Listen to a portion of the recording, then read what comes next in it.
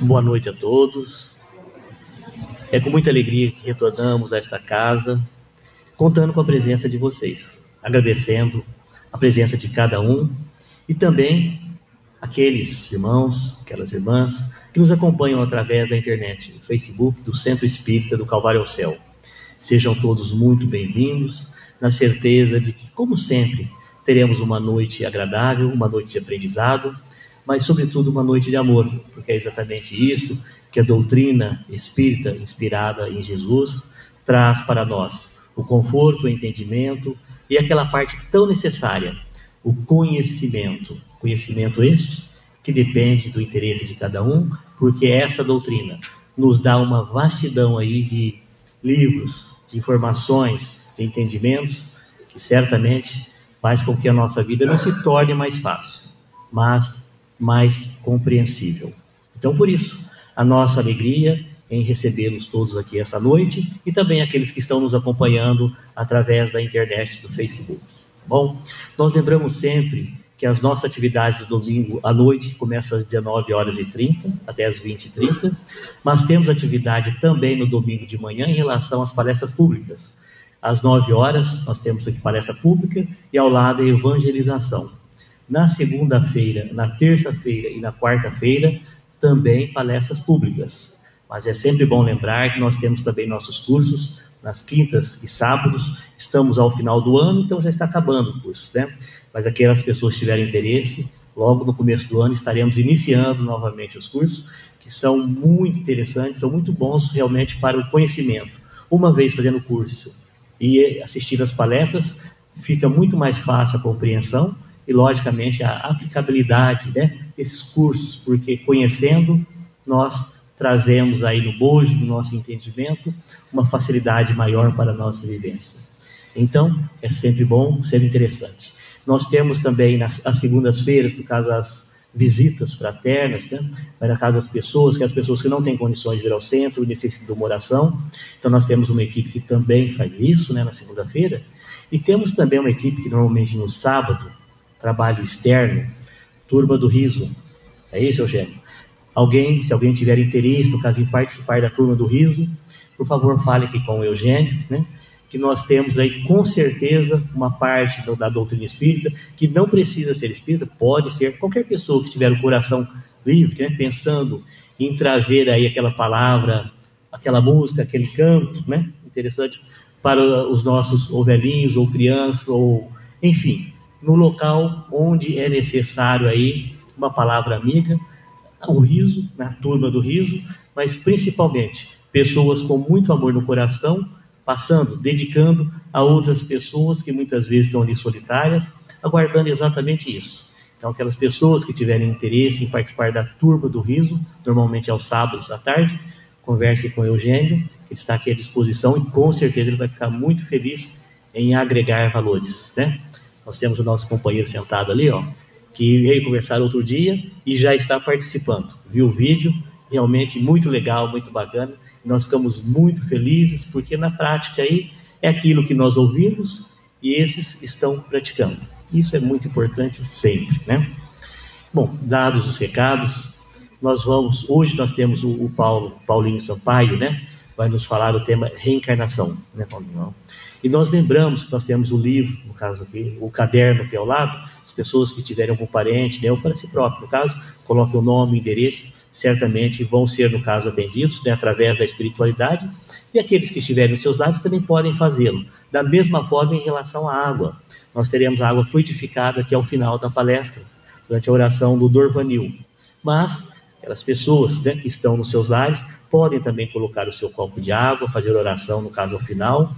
Certamente serão todos atendidos à medida do possível, da necessidade, enfim, daquilo que estiverem precisando.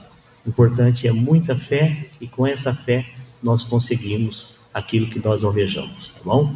Feito o convite para todos, nós vamos agora darmos início às atividades como nós fazemos sempre, nos tranquilizando, elevando os pensamentos até o alto, numa oração tranquila, em paz. Minha paz vos deixo, minha paz vos dou. palavras de Jesus. Nós sabemos, Senhor, que a nossa paz é diferente da tua paz. Aquela paz do mundo não é duradoura. Aquela paz é muito rápida. Em algum momento seguinte, nós já não estamos bem. O pensamento atravessado, enfim, tudo aquilo que faz com que tenhamos horizontes sombrios. Por isso, neste momento, Senhor, com pensamento elevado, te pedimos aquela paz duradoura. Mas sabemos que para isso é necessário que tenhamos também em nosso interior, em nossos corações, aquele bom pensamento, entendimento e aquele amor que nos foi dado, que nos foi falado. Isso nós temos que aprender. Sabemos que este mundo conturbado faz com que pensemos como uma frase dessa forma vai nos tocar.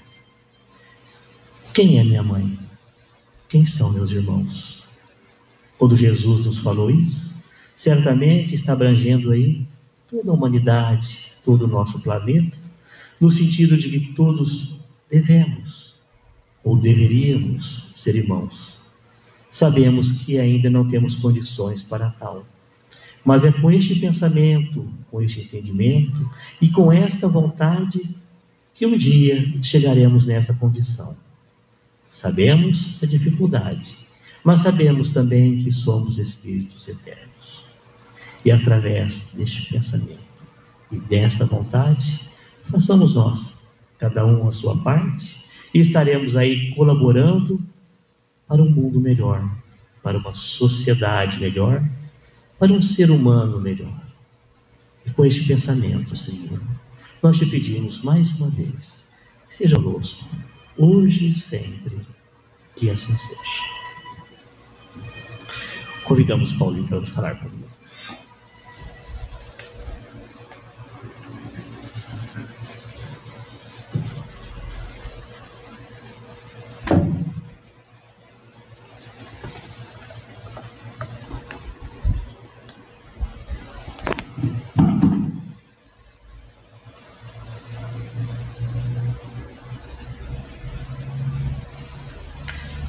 Boa noite, amigos, e uma boa noite também àqueles que nos acompanham pela internet. Sempre uma alegria muito grande retornar a esta casa, onde nós recebemos esse amparo, esse carinho da espiritualidade que nos acolhe. E hoje, então, como disse o Carlos, vamos refletir um pouco sobre uma lei de Deus. A lei da reencarnação, que mostra para nós todo o amor e a misericórdia de Deus por todos nós. Porque com a reencarnação, nós percebemos que cai por terra a ideia de um inferno eterno. Deus jamais teria criado filhos seus para serem condenados eternamente ao sofrimento. Então, com a reencarnação, nós percebemos que Deus sempre abre a porta ao arrependimento. Sempre teremos inúmeras oportunidades de refazer aquilo que não ficou tão bem feito assim em outras experiências passadas. E essa lei que vai devagarzinho nos conduzindo ao caminho do bem, nos ajudando na nossa redenção espiritual, para que a gente siga para o alvo, como dizia Paulo. Sigamos firmes para uma condição de paz, de felicidade, que nos aguarda a todos indistintamente. E quando pensamos na reencarnação, ela também é a grande chave que vai abrir as portas do esclarecimento para clarear aparentes anomalias da vida. Porque sem a reencarnação, como entender que algumas crianças nascem abordando apenas um aspecto da vida? Como entender que algumas crianças nascem saudáveis, cheias de saúde, corpos perfeitos, enquanto outras nascem com deficiências, enfermidades várias, problemas que acompanharão durante toda a existência.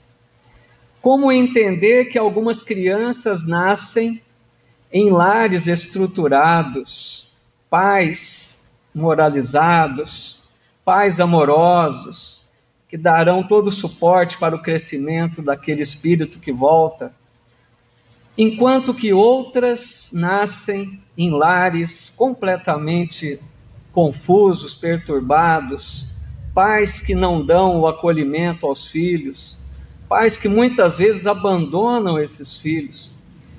Como entender essas diferenças? Crianças que nascem com uma boa condição financeira familiar, que vai lhes proporcionar uma vida tranquila, materialmente falando, que vai lhes proporcionar um estudo, as condições de regalias da vida, enquanto que outras nascem muitas vezes na miséria, passando duras provas. Então, como a gente poderia entender início de uma existência tão diferenciado para as criaturas? Deus não seria justo se nós imaginássemos apenas uma existência. Então a reencarnação vem nos mostrar aquela frase tão bela de Jesus, que ele disse que resume a justiça divina: a cada um segundo suas obras. Essa fala do Cristo resume a justiça divina.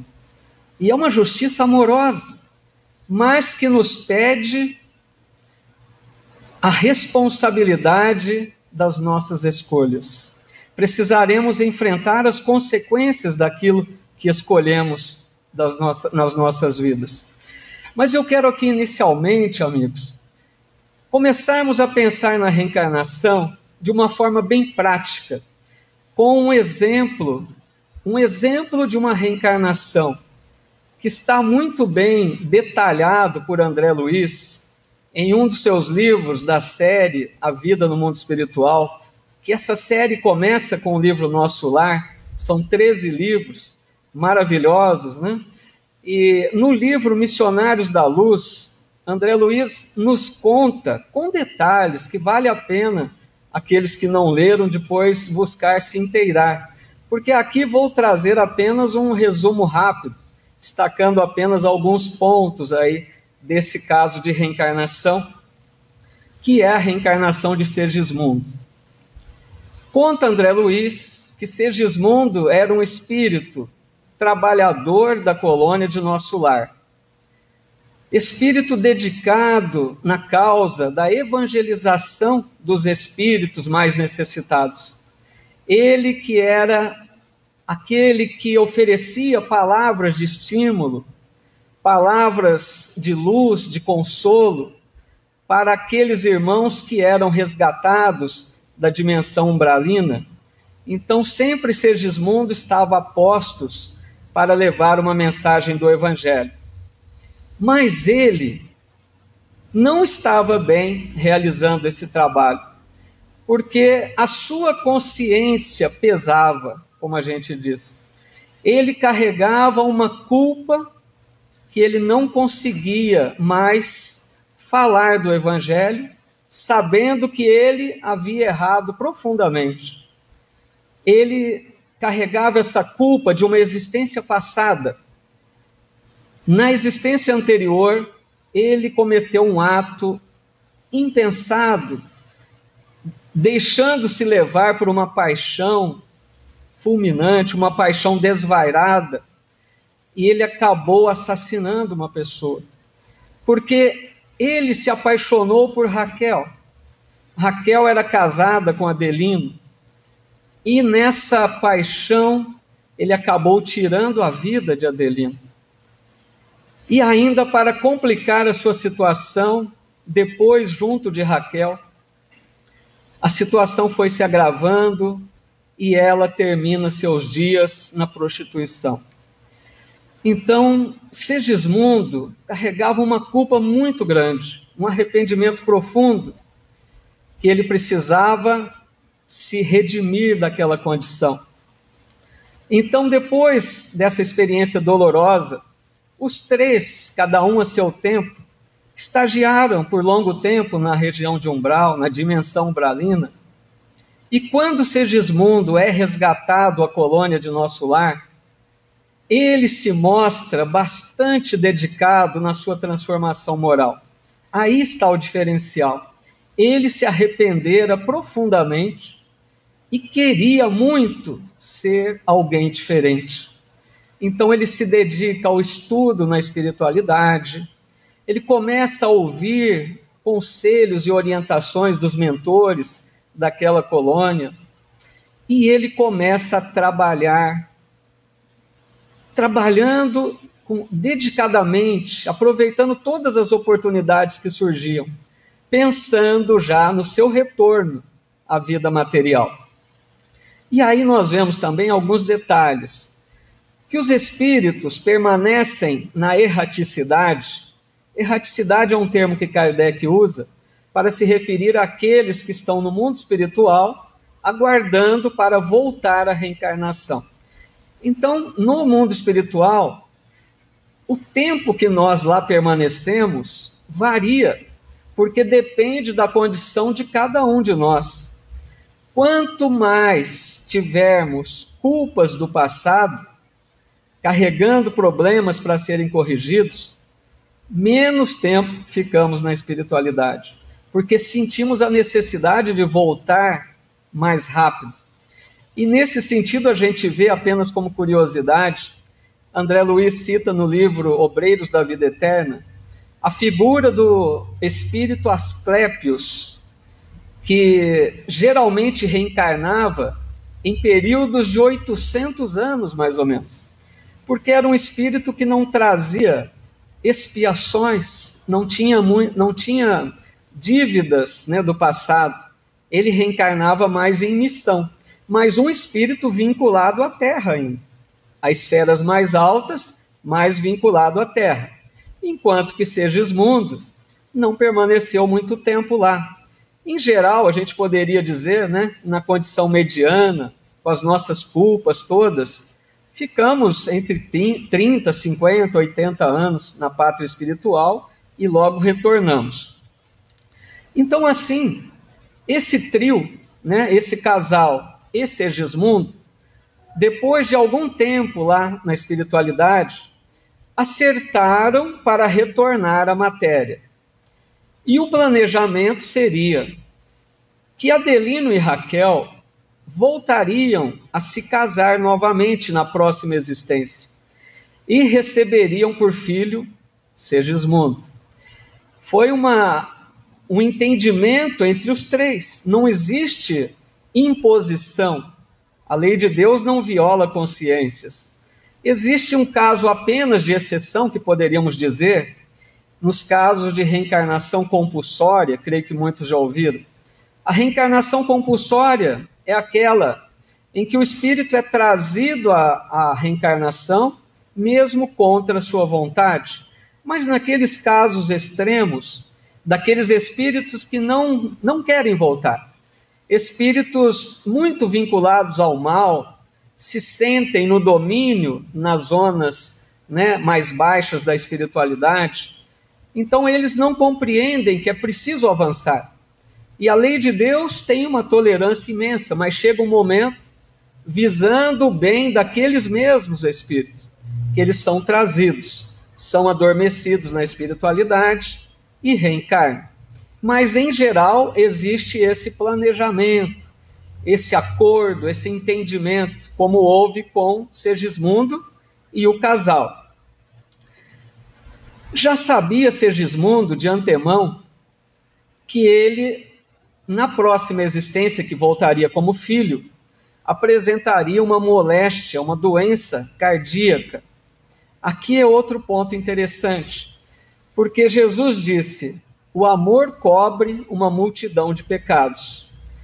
Então a lei de Deus é lei de amor. Nós sabemos que a gente sofre a expiação mais ou menos da mesma forma como cometemos o mal. Se ele assassinou Adelino, ele poderia também sofrer morte violenta. Mas o que acontece? Como ele havia se transformado intimamente, verdadeiramente, a lei de Deus, quando percebe, tudo dentro da consciência de cada um, com o amparo da espiritualidade que observa, sabendo que Sergismundo já havia feito um trabalho íntimo de renovação, ele não teria necessidade de expiar da mesma forma. Então aquela moléstia do coração significava uma atenuante da dívida, que ele não precisaria sofrer na mesma medida. Então assim, preparam-se para a reencarnação. O casal já estava reencarnado, já tinha se casado novamente e esperava o momento de receber Sergismundo por filho. Eles começam então um trabalho de aproximação do novo lar. A gente pensa que é tão simples para reencarnar, mas existe todo um trabalho da espiritualidade. O que eles faziam? Durante as noites, eles traziam Sergismundo em espírito até a nova moradia dele aqui na Terra, para ele se ambientar com os fluidos terrestres novamente, para que ele também se ambientasse ali, fortalecesse novamente a união com aquele casal, para recebê-lo tranquilamente. Então, naquele momento que ele vinha à casa de Adelina e Raquel, que lógico, tinham outros nomes, mas estamos tratando aqui apenas para saber quem eram lá do passado. Quando ele chegava à casa para essa aproximação, durante o sono do corpo do casal, o Adelino saía do corpo em espírito e a hora que percebia a presença de Sergismundo, fugia, apavorado. Ele não se recordava do que tinha acontecido na existência passada, mas ele sentia instintivamente um receio, uma preocupação. É algo ali instintivo, que estava marcado nele, que Sergismundo oferecia algum perigo. Então deu um trabalho grande para os espíritos, trabalhadores do processo reencarnatório, convencê-lo, depois de muitas tentativas, que Sergismundo estava renovado, que ele já havia aceitado essa reencarnação antes da sua volta. E assim, depois de um tempo, então, ele aceita novamente, ele concorda em receber Sergismundo, coisa que ele já tinha feito no mundo espiritual. Quando ele então aceita, os espíritos já marcam para a noite seguinte a ligação do espírito com o novo corpo. Não podia perder mais tempo, Aí acontece, amigos, um detalhe interessante, que nós vamos aprendendo nesses livros de André Luiz. A equipe espiritual, junto de Sergismundo, entram no quarto do casal naquela noite da ligação do espírito com o novo corpo. Eles entram no quarto para começar ali o processo. Mas André Luiz deixa muito claro que existe um respeito sagrado com o casal, com o momento de intimidade do casal. Não é necessária a presença da espiritualidade durante o momento íntimo da união sexual. Porque André Luiz explica que a fecundação do óvulo demora algumas horas. Então dá muito tempo do casal ter o seu momento ali de união, adormecem e depois de algumas horas eles se afastam do corpo ali no ambiente da casa, do quarto, e a equipe espiritual então entra com Sergismundo para começar o processo. E Sergismundo iria ser entregue a Raquel, a nova mãe, nos braços de sua mãe. Aí outro detalhe interessante, não sei, aqueles que não leram podem até estranhar um pouco, porque Sergismundo já estava na forma de uma criança. O corpo espiritual, que é chamado o perispírito, como chamamos, ele tinha a forma da existência passada, mas esse corpo precisa se desenvolver novamente junto daquele novo corpinho que vai se formar. Então existe o que eles chamam de restringimento do corpo espiritual, uma redução à forma infantil e depois à forma do feto, para começar novamente o desenvolvimento do corpo espiritual junto do novo corpo. E André Luiz diz que lá naquele ambiente festivo, homenageando o reencarnante que voltava, haviam mais de 100 amigos da espiritualidade. E André Luiz narra um momento sublime de uma prece que é feita naquele momento por um mentor. E Raquel, então, de joelhos para receber o filho Segismundo dos braços de sua mãe.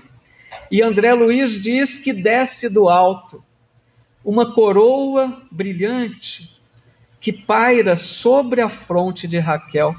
Uma cena maravilhosa, que a gente nem imagina que assim acontece. E André Luiz diz assim, eu vou até ler para não perder a beleza do texto. Diz André Luiz, foi então, ó divino mistério da criação infinita de Deus, que a vi apertar a forma infantil de Segismundo, de encontro ao coração, mas tão fortemente, tão amorosamente, que me pareceu uma sacerdotisa do poder da divindade suprema. Segismundo ligara-se a ela, como a flor se une à haste. Então compreendi que desde aquele momento era a alma de sua alma, aquele que seria carne de sua carne. Vejam que maravilha de texto. Que beleza que deve ser esse momento da reencarnação. Por isso os espíritos dizem que a alma se une ao corpo no momento da concepção.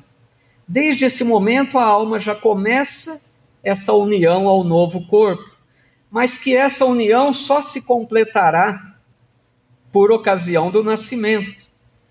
E ainda André Luiz e Emmanuel, dentre outros espíritos, nos dizem que o processo reencarnatório só vai se completar aos 7 anos de idade. Até os 7 anos está ainda acontecendo o processo reencarnatório. E existe ali, junto daquela criança que está se desenvolvendo, fisicamente, um espírito chamado espírito construtor, que acompanha todos os detalhes da formação dos novos órgãos do corpo. Por isso Kardec perguntou aos espíritos, na questão 132, qual é o objetivo da encarnação dos espíritos. Vejam que ele pergunta encarnação e não reencarnação. O que Kardec queria saber com isso? Porque vejam, nós somos espíritos, todos sabemos, espíritos criados para viver na dimensão espiritual. A nossa casa, a nossa pátria é o mundo espiritual. Então Kardec quis saber isso, qual a necessidade de vir aos mundos materiais, se nós fomos criados para viver lá. E os espíritos disseram, a lei de Deus lhes impõe a encarnação com o objetivo de fazê-lo chegar à perfeição. Então o primeiro ponto, não é escolha nossa, impõe, nós vamos encarnar, queiramos ou não, porque tem um objetivo muito grande, que é nos conduzir à perfeição. Aqui no mundo material, nós evoluímos mais rápido do que no mundo espiritual. Lá também se evolui, se faz boas escolhas, opta por caminhos melhores, aprende muita coisa. A gente poderia dizer que no mundo espiritual é a teoria, e aqui é a prática. Porque é aqui que nós colocamos em prática aquilo que aprendemos lá. E aqui, dependendo do nosso esforço, nós vamos alcançando sabedoria e as virtudes, o amor, a bondade, para nos conduzir à evolução. Mas é lógico que precisaremos muitas e muitas reencarnações. E os espíritos dizem ainda, para uns é uma expiação, para outros é uma missão. Mas para chegar a essa perfeição, devem sofrer todas as tribulações da existência corporal, que é a expiação. Então aqui nós sabemos, a prática é difícil muitas vezes, porque nós convivemos com os diferentes. No mundo espiritual é mais fácil, a gente está mais ou menos junto daqueles com os quais temos afinidades. É fácil conviver junto daqueles que querem as mesmas coisas, estão se esforçando para evoluir, ninguém agride o outro.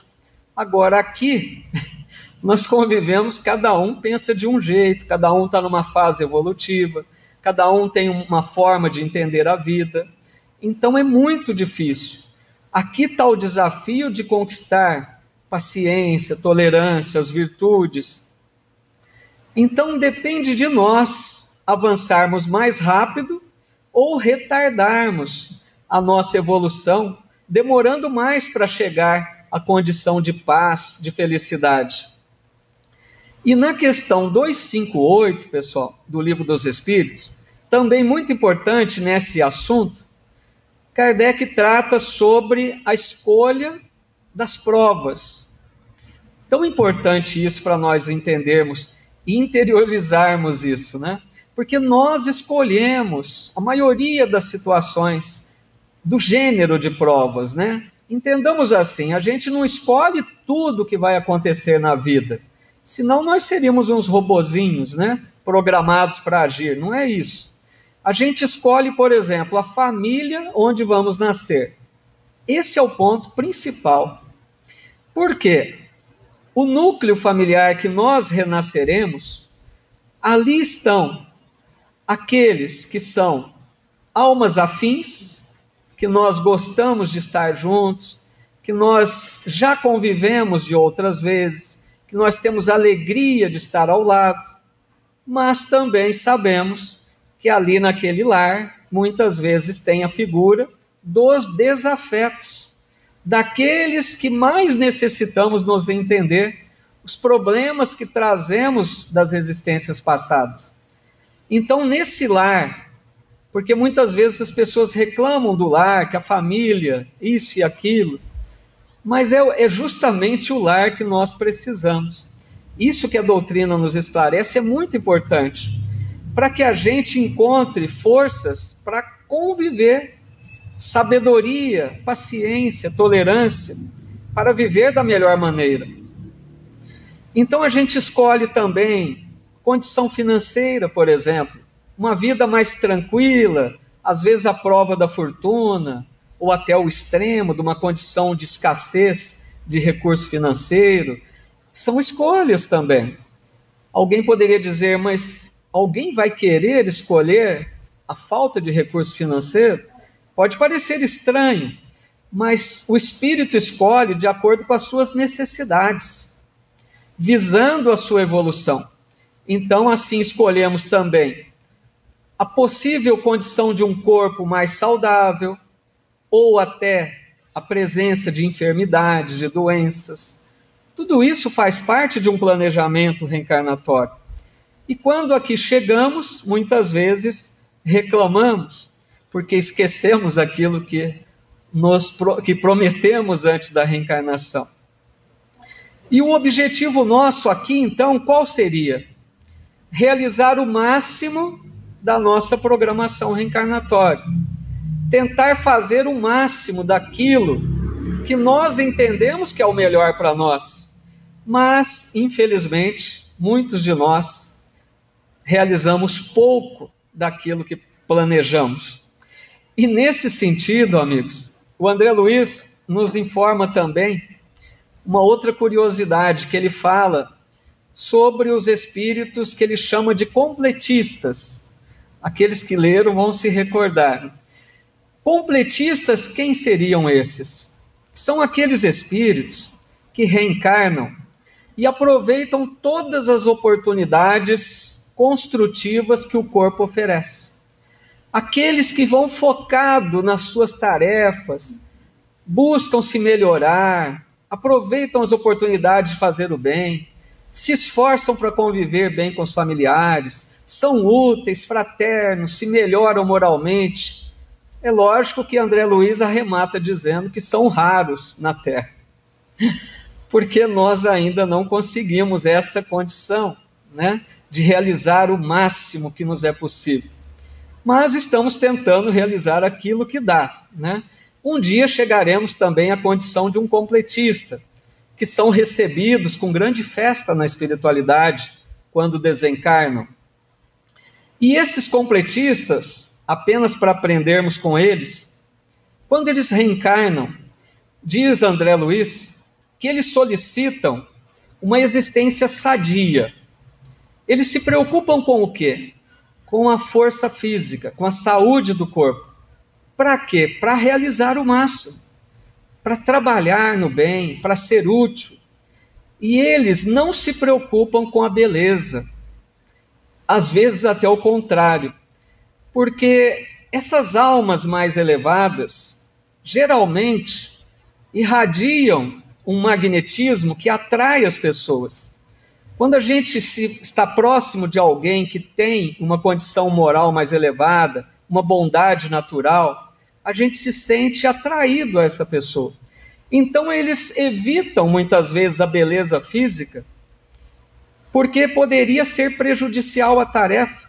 Primeiro que eles poderiam se entregar à vaidade, ao orgulho, além do que evitam a inveja, o despeito, a antipatia.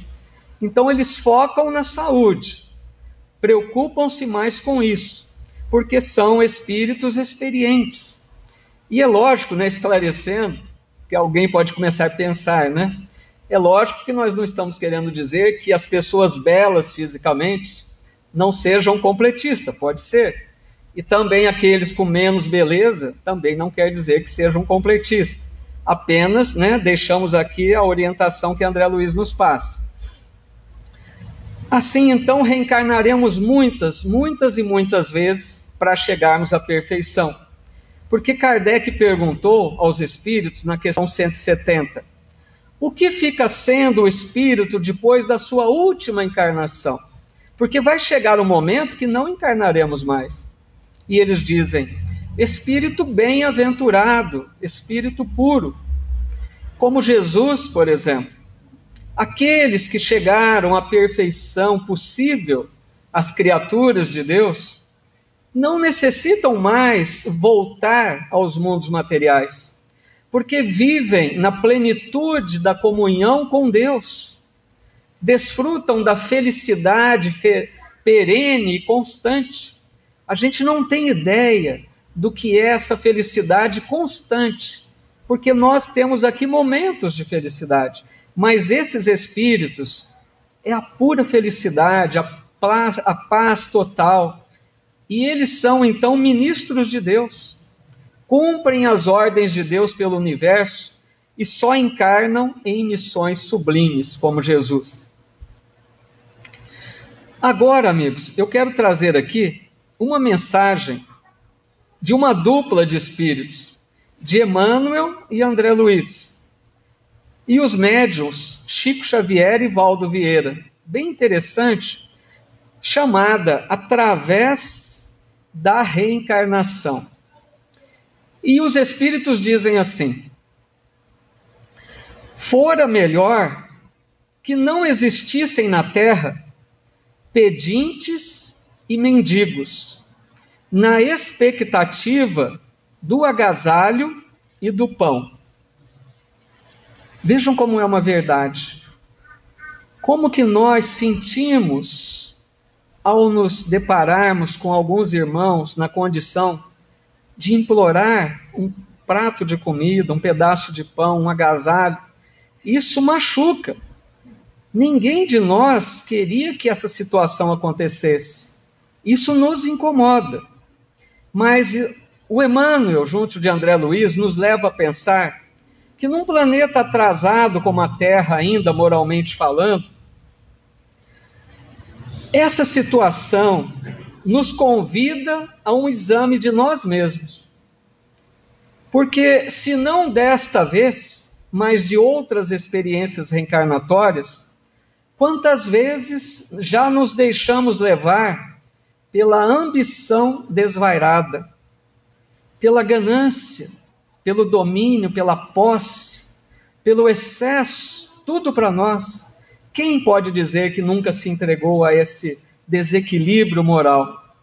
Então, eles vêm nos dizer que a partir da penúria de hoje, a situação de mendicância é o ensinamento que corrige os excessos. Quem pode dizer que aquele mendigo de hoje não seja o mal rico do passado? Não vamos fazer regra geral, mas existe uma possibilidade muito grande, porque não há injustiça na lei de Deus. A experiência dolorosa do hoje, que nos agride, que nos machuca, é um ensino para aqueles que estamos aprendendo a viver de forma mais consentânea com a lei divina. Aprendamos a conviver com o muito e com o pouco. Dizem eles ainda: fora melhor não víssemos mutilados e enfermos, suplicando alívio e remédio. Vejam como é triste também essa realidade. Quando encontramos com pessoas nessa condição, ou nós mesmos estamos enfrentando doenças difíceis, é algo que machuca, que incomoda, que nos entristece muitas vezes, mas eles nos levam a pensar com essa situação nas atitudes infelizes que todos nós, por certo, já buscamos em existências passadas, que geram consequências dolorosas através da reencarnação. Porque o Emmanuel, ele nos diz assim: a saúde é a perfeita harmonia da alma. Quando a gente olha para alguém com o corpo aparentemente saudável, não podemos dizer que essa pessoa goza de saúde perfeita, porque precisa ver o espírito em que condições está. E nós, amigos, nós primeiro adoecemos espiritualmente. Todas as vezes que nós nos rebelamos contra a lei divina, todas as vezes que nós distanciamos da lei de amor, buscando prejudicar o semelhante ou a nós mesmos, estamos buscando enfermidades para a alma. Nós adoecemos espiritualmente. E a doença surge no corpo como consequência do adoecimento do espírito. Então a doença, o Emmanuel vem nos dizer, a doença, ele diz assim: é preciso a contribuição preciosa das moléstias e deficiências para restaurar a harmonia da alma. Então a doença que nós tanto reclamamos, as limitações físicas, tudo isso vem para nos ajudar espiritualmente, para que a gente volte a encontrar a harmonia da alma. Continuam eles: fora melhor não enxergássemos crianças infelizes, suscitando angústia no lar, ou piedade na via pública. Como que corta o coração ver uma criança num lar desajustado, que a gente sabe que ali sofre por não ter o amparo, o carinho daqueles responsáveis, quando não estão na rua pedindo, esmolando. Então Emmanuel e André Luiz nos levam a pensar que essa situação acontece ainda, devido a muitos ódios e conflitos do passado. Porque muitos de nós se entregam a essas desavenças odiosas, essas brigas, esses desentendimentos que se arrastam para além da morte do corpo. Quantos continuam com obsessões cruéis depois da morte do corpo? E assim eles dizem: deveríamos agradecer as leis divinas, a oportunidade de voltar à experiência física, mesmo que nessas condições dolorosas, porque através das dores que se enfrentam hoje, estaremos nos libertando das angústias e aflições que nós mesmos buscamos pelos nossos desatinos passados. Então eles encerram dizendo: terra bendita, terra que tanta vez malsinamos nos dias de infortúnio ou nos momentos de ignorância, nós te agradecemos as dores e as aflições que nos ofereces, por espólio de nossos próprios erros, e rogamos a Deus nos fortaleça os propósitos de reajuste e aperfeiçoamento, para que um dia possamos retribuir de algum modo os benefícios que nos tem prodigalizado por milênios de milênios, através da reencarnação. Então a nossa reverência, a nossa gratidão a essa morada abençoada que é o planeta Terra, que nos oferece tantas belezas, esse mundo maravilhoso que nos acolhe. Nas situações mais difíceis nós voltamos e recebemos aqui o ambiente propício para a nossa redenção. Quanto que nós já maltratamos essa mãe generosa? Qual é a nossa dívida para com o planeta? Possamos então um dia retribuir tantas bênçãos já recebidas. E para encerrarmos, eu encontrei uma crônica de Humberto de Campos, que gosto muito, através do Chico Xavier, que está no livro O Espírito da Verdade, chamada A História de um Pão. Olha que título interessante.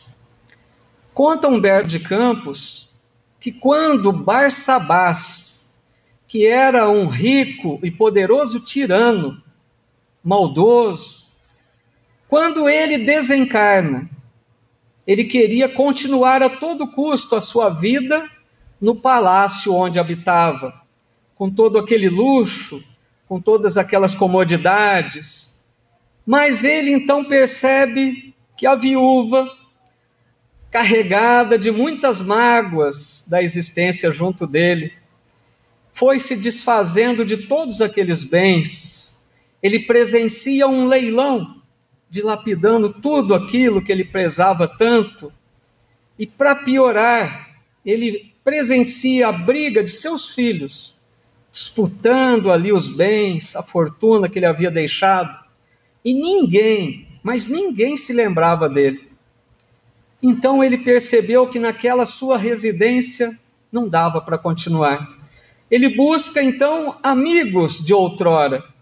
Quem sabe os amigos o acolheriam, mas em cada um que ele se aproximava, percebiam que só lembravam de suas maldades. Ninguém recordava de um gesto de bondade dele, ninguém prezava por aquela amizade. E ele então se entregou às lágrimas, triste, vagou pelas trevas do mundo espiritual. Até que um dia, depois de muito sofrer, ele faz uma oração sincera, verdadeira, comovente, arrependido já.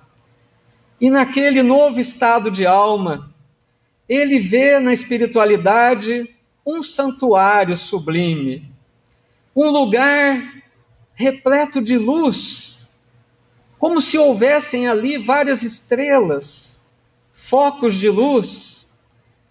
E ele então estava na Casa das Preces de Louvor, é o nome que Humberto de Campos coloca.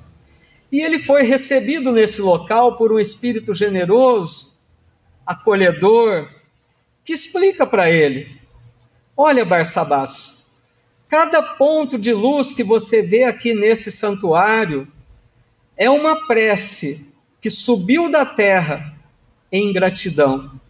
Cada ponto de luz. E ele então, entristecido, diz: ai de mim, jamais fiz o bem.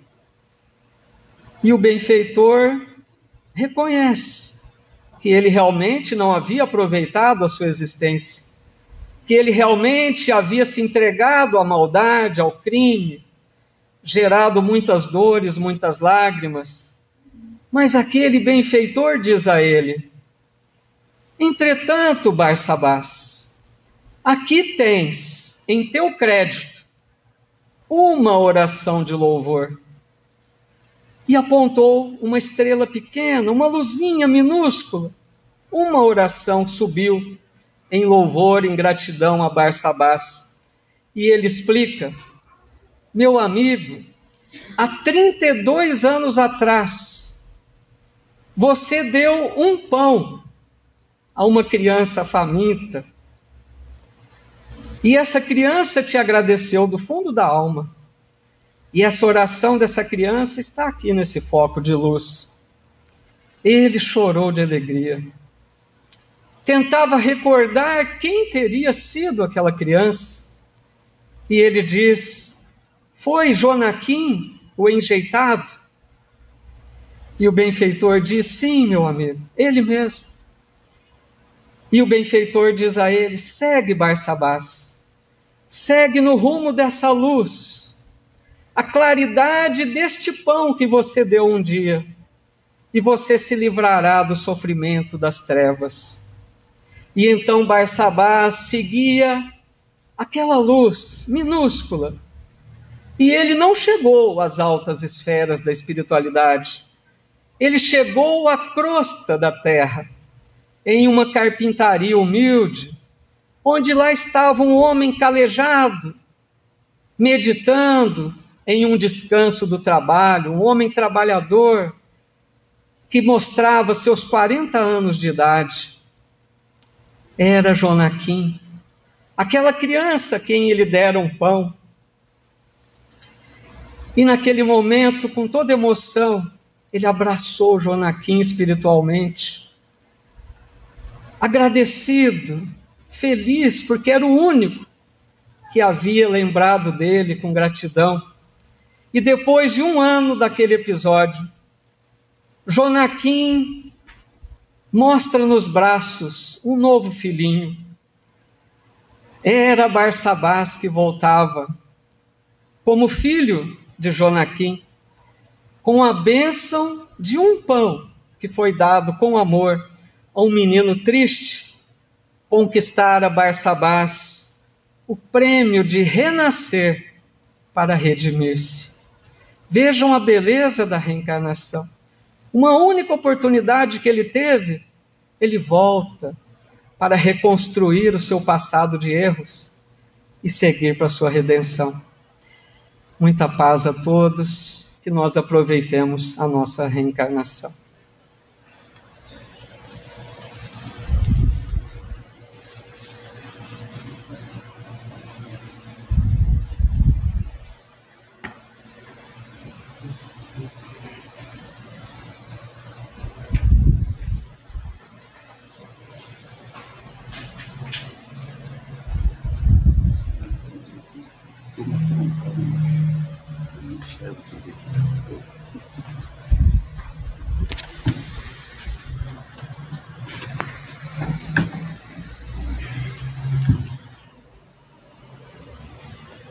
Boa noite a todos. Agora, no final de nossa reunião, vamos dizer que temos os médiuns que emitem vibrações curativas, que é um passe à distância, mas envolvendo a todos aqueles que estejam ligados emocionalmente com a nossa reunião. Oremos, levando as nossas melhores vibrações por todos os lugares aonde sabemos da desarmonia, para que essas nossas vibrações contribuam para que esses nossos irmãos, assim como ouvimos no comentário da noite, que a saúde está no espírito, está na alma, e que todas essas almas que venham receber as nossas vibrações nesse instante possam se harmonizarem, restabelecendo assim um estado de equilíbrio, sentindo-se saudáveis, pelo menos nos instantes em que essas vibrações venham alcançar esses nossos irmãos. Oremos pelo nosso lar, pelos nossos amigos, por todos os lugares onde sabemos que há dificuldade.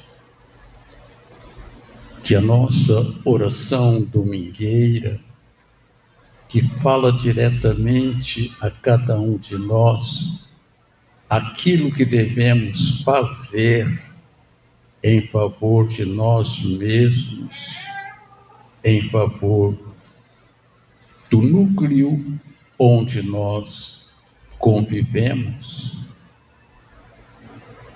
possamos nesse instante, em nome de Deus e de Jesus, chegarmos com nossas vibrações a todos esses lugares, a nós aqui presentes, àqueles da internet que estão lá nos seus lares, mas que também possam serem agraciados com as melhores vibrações nesse instante, porque